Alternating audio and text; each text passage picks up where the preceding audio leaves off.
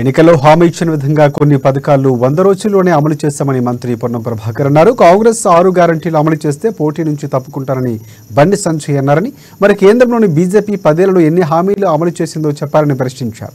సిద్దిపేట జిల్లా కోహెడలో ఆచరణ సమక్షంలో కాంగ్రెస్లో బీఆర్ఎస్ నేతలు అలాగే సర్పంచులు ఎంపీటీసీలు చేరారు. ఈ సందర్భంగా వారందరికీ మంత్రి కండువాల కప్పి పార్టీలోకి ఆహ్వానించారు.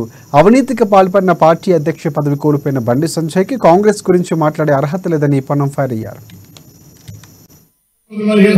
ఎన్నికల కమిషన్ వచ్చింది, ఎన్ని కార్యక్రమాలు జరపాలని కార్యక్రమాలు జరిపినాం.